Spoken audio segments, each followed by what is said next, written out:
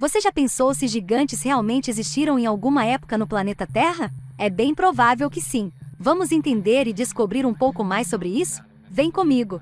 Mas antes, se inscreva no canal e ative as notificações.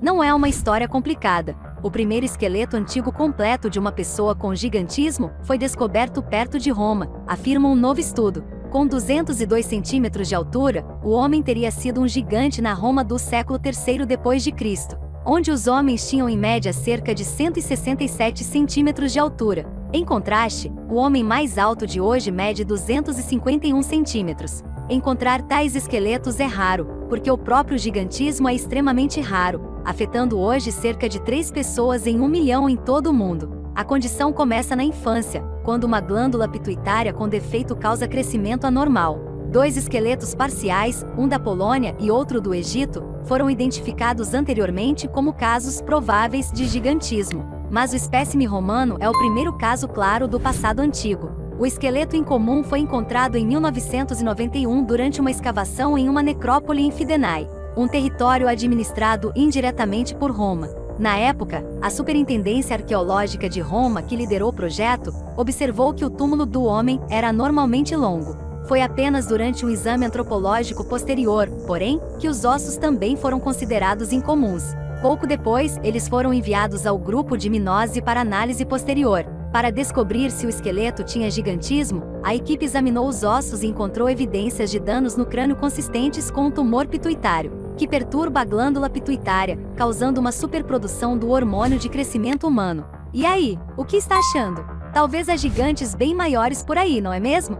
Me conte algo que chamou sua atenção, ou a sugestão de um tema para os próximos vídeos. Não se esqueça de deixar o like, se inscrever no canal e ativar as notificações. Vamos continuar.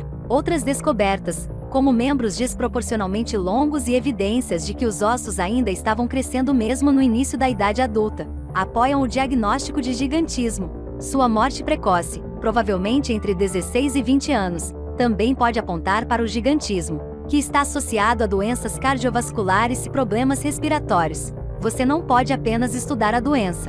Você tem que olhar para o impacto mais amplo de como as pessoas funcionavam na sociedade, e se eram tratadas de forma diferente.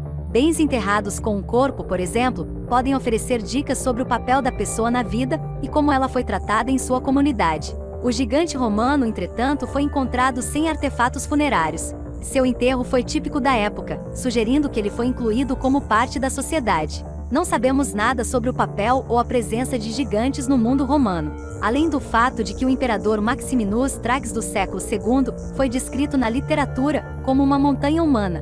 A alta sociedade imperial romana desenvolveu um gosto pronunciado por artistas com evidentes malformações físicas, como corcundas e anões. Portanto, podemos presumir que mesmo um gigante gerava interesse e curiosidade suficientes. Qualquer que seja o destino do gigante romano na vida, as informações a serem coletadas após sua morte podem, algum dia, promover a ciência. E então, já pensou nisso? Não se esqueça de se inscrever no canal e ativar as notificações.